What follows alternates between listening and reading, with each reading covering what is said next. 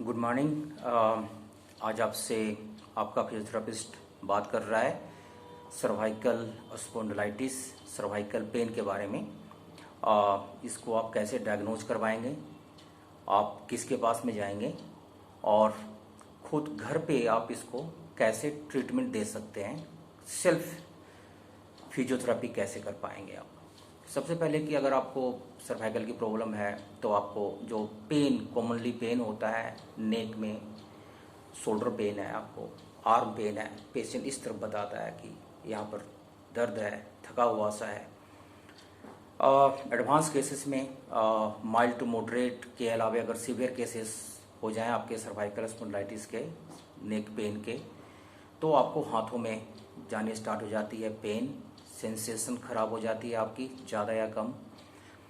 तो आप इसके लिए इस तरह के सिम्टम हो तो आप फिजियोथेरेपिस्ट के पास में जाएं। फिजियोथेरेपिस्ट के पास में ही इसका उपाय है और उपाय भी बिना साइड इफेक्ट के, नॉन इन्वेसिव ट्रीटमेंट जिसे बोलते हैं, कंजर्वेटिव ट्रीटमेंट बोलते हैं। आप किसी मेडिकल प्रैक्टिशनर के पास में जाएंगे तो सबसे पहले लंबी डायग्नोसिस होगी, एमआरआई स्कैन, एक्सरे, ब्लड के बहुत सारे टेस्टें होते हैं।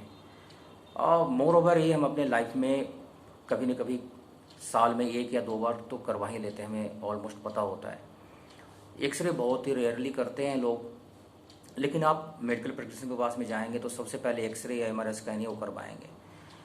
आप फिजियोथेरेपिस्ट के पास में जाएंगे तो आपको बेनिफिट ये है कि डायरेक्टली वो क्लिनिकल असेसमेंट करके आपकी हिस्ट्री लेकर के ये डायग्नोसिस बनाया जाएगा कि हाँ, क्या आपको सर्वाइकल पेन, सर्वाइकल स्पॉन्डिलाइटिस है।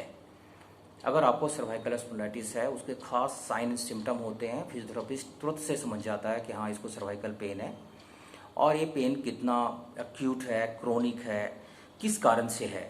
ये आपके कोई बोन की प्रॉब्लम के कारण से है, आपके डिस्क के कारण से है, आपके ऑक्यूपेशनल ट्रिगर है। और ऑक्यूपेशनल का मतलब है कि कोई अगर इंजीनियर है, लैपटॉप पर काम कर रहा है, सॉफ्टवेयर है, इंजीनियर है, लैपटॉप पर काम कर रहा है, वो हमेशा काम कर रहा है, उस पर दिन रात करके काम कर रहा है। लॉकडाउन में लोगों को काम करना पड़ रहा है घर से, तो पेन उनको नेक की पेन होती है। कोई टीचर है जो हमेशा से वो अपने स्टूडेंट को पढ़ाने के लिए खुद भी पढ़ते हैं, बाद में वो बच्चों को भी पढ़ाते हैं, तो उनका डबल काम है इस समय। टीचर को तो ऐसे भी हमेशा डबल काम ही होता है, उनको पहले पढ़ना पड़ता है फिर पढ़ाते हैं, तो उनके लिए डबल काम है।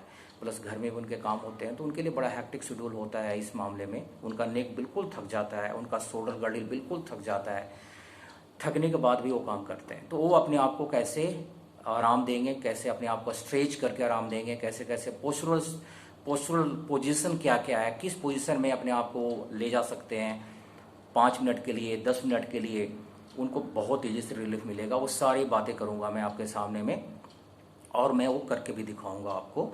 आइसोमेट्रिक एक्सरसाइजेस पर ज़्यादा आज फोकस करना है मैंने, और आइसोमेट्रिक किस तरह से करते हैं, कब करते हैं, कब नहीं करते हैं, कितने बार करना चाहिए पूरे दिन में, ये आप आज समझेंगे, जानेंगे। सर्वाइकल पेन है, आपको डायग्नोसिस हो चुकी है, फिजियोथेरेपिस्ट के पास में आप जा चुके हैं, फिजियोथेरेपिस्ट ने भी अपना काम स्टार्ट कर दिया है।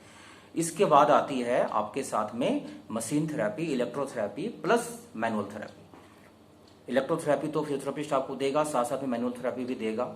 आइसोमेट्रिक एक बहुत ही कमाल का, बहुत ही यूनिक टेक्निक है सर्वाइकल के केस में, जिसको हमेशा करना चाहिए।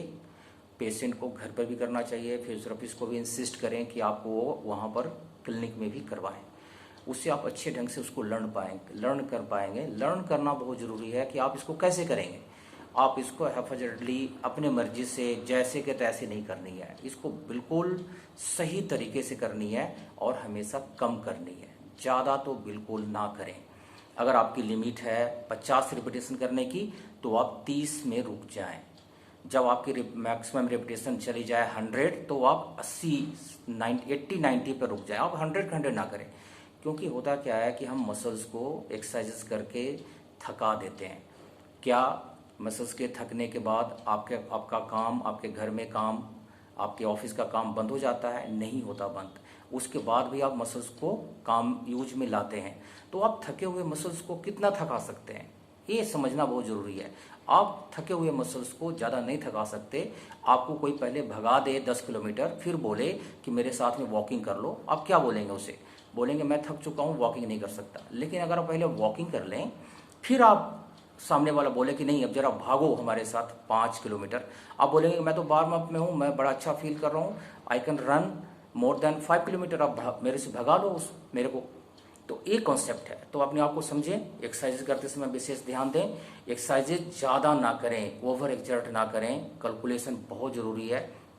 लोग बड़े खुश होते हैं कि मैं सालों सालों से एक्सरसाइज कर रहा हूँ, लेकिन अगर पूछ दें पलट कर कि आपको क्या बेनिफिट है इसका, तो उनको कुछ नहीं पता। अगर आप एक्सरसाइजेज करते हैं तो क्या आपका स्टेमिना बढ़ रहा है, क्या आपके मसल्स अच्छे हो रहे हैं, क्या आपकी बोन क्वालिटी अच्छी हो रही है, जॉइंट्स लिगामेंट अच्छे हो रहे हैं, क्या आपको रिकरेंट कोई प्रॉब्लम नहीं होती जॉइंट्स की, तब आपका एक्सरसाइजेस करना आपके लिए अच्छा है। अदरवाइज आप इनडायरेक्टली कहीं ना कहीं अपने जॉइंट्स को, बोन को आप खराब कर रहे हैं। हाँ, एक उसका कार्डियो एक सिस्टम होता है, जब आदमी कुछ ना हो तो कम से कम 1 घंटे की वॉकिंग कर ले, उसका कोई बेनिफिट ना हो, लेकिन कार्डियो में होता है आपका ना कार्डियोवास्कुलर सिस्टम, हार्ट लंग एक साथ में काम करता है, ब्लड पंप होती है और ऑक्सीजनेशन ज़्यादा होती है आपके बॉडी में।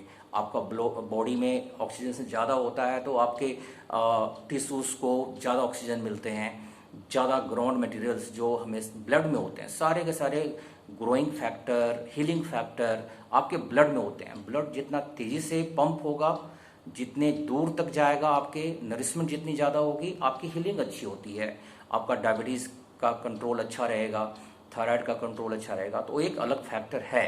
लेकिन आप ये बिल्कुल ना सोचें कि मैं एक्सरसाइजेज पिछले 10 साल से कर रहा हूँ, लेकिन अगर आपके पास में कोई कैलकुलेशन नहीं है कि मैं 10 साल में मैंने क्या अचीव किया, क्या मेरा बॉडी ठीक है जितना मैं कर रहा हूँ, तो आप देखेंगे कहीं ना कुछ आपको मिसिंग फील होगा। तो सर्वाइकल पे आते हैं। सर्वाइकल में आइसोमेट्रिक एक्सरसाइज होती है, माइल्ड टू मॉडरेट केसेस में करते हैं, सीवियर केसेस में नहीं करते। सीवियर केसेस में तब करते हैं जब आपका फिजियोथेरेपिस्ट आपको रिकमेंड करे, क्योंकि उसमें और भी ट्रीटमेंट की जरूरत होती है जो आपको जल्दी से ठीक करते। आइसोमेट्रिक होती है जो आपको सेल्फ, एक तरह से सेल्फ एक्सरसाइजेज होती है। आप अपने आप को फिट रखने के लिए या ठीक रखने के लिए या सस्टेन अपने पोजीशन को मेंटेन करने के लिए, कि आप बहुत पहले खराब थे, अभी आप अपने आप को ठीक रखना है, आपको फिजियोथेरेपिस्ट के पास में नहीं जाना, किसी डॉक्टर के पास में नहीं जाना, आप काफ़ी बार जा चुके हैं, आप ज़्यादा पैसा खर्च नहीं करना चाहते, आपके पास में समय नहीं है, तो आइसोमेट्रिक जरूर करें। मैं आपको बता रहा हूँ आइसोमेट्रिक कैसे करेंगे।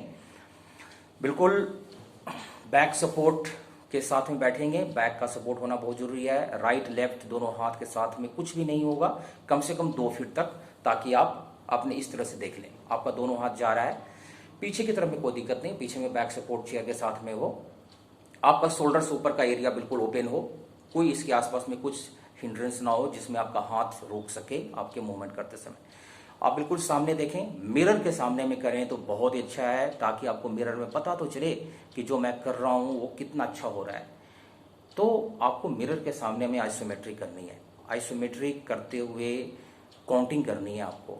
सबसे पहले हम आते हैं, इस तरह से हाथ को ग्रिप कर लेंगे, उसके बाद अपने नेक के पीछे ले जाएंगे, हेड नेक के पीछे ले जाएंगे, उसके बाद काउंटर प्रेशर देंगे नेक से और हैंड से, यूं आप फील करेंगे कि आपके जो नेक मसल्स हैं पीछे हैं, पीछे के नेक मसल्स हैं वो आपको टाइट हो रहे हैं, हल्के हल्के टाइट हो रहे हैं, ज़्यादा प्रेशर नहीं देनी है, धीरे धीरे इसको रेपिटेशन को बढ़ानी है। 3 हो गए, 4 हो गए, उसके बाद थोड़ा सा रिलैक्स करना है, 4-5 के बाद फिर से रिपीट करना है इसको। एवरी टाइम आप जज करेंगे क्या मैं अच्छा कर रहा हूँ, एवरी टाइम आप जज करेंगे क्या मैं अच्छा कर रहा हूँ।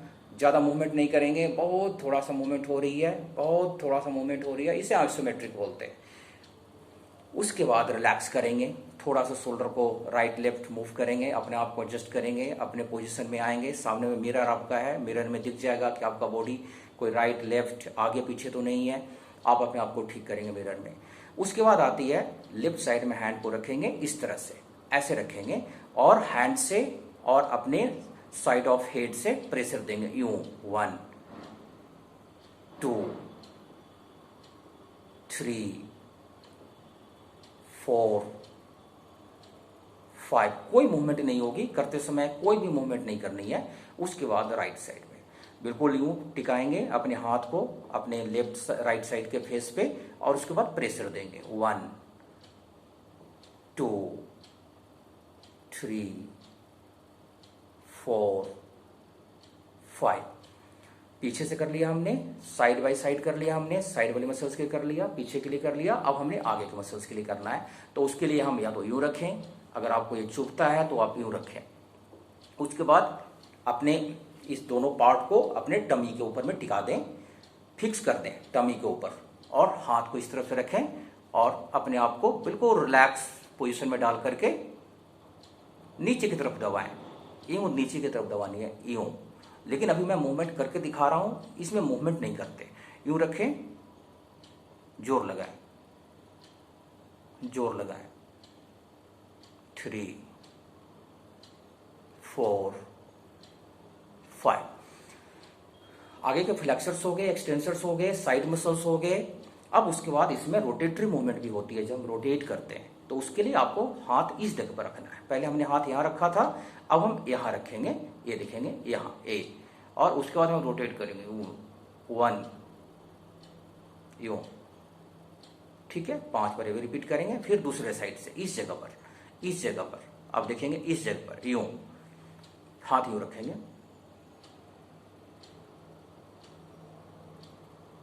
आप प्रेशर फील करेंगे, ज़्यादा जोर नहीं लगानी है, बहुत तेजी से नहीं करना है, ज़्यादा नहीं करना है। 5-5 का आप 3 सेट करेंगे डे 1 में। डे 1 में 5-5 का 3 सेट ही करेंगे। अच्छा फील करेंगे तो एक बार और रिपीट कर लें। अगले दिन भी इसको आप 5-5 का 3 सेट ही करेंगे, 2 बार करेंगे दिन में। उसके अगले दिन आप इसको डबल करते हैं, 5-5 का जो सेट है वो 10-10 का सेट कर दें, लेकिन 10-10 का सेट आप 2 से 3 बार ही करेंगे। क्योंकि आप देखो सेट तो उतना ही है, 2 या 3 ही कर रहे हैं, लेकिन नंबर ऑफ रेपिटेशन बढ़ा रहे हैं, वो आपका डबल हो गया। इसको ले जानी है लगभग 30-40 पर मूवमेंट। पीछे का भी 30-40, साइड का भी 30-30-40, ये भी 30-40 और ये भी 30-40 करनी है।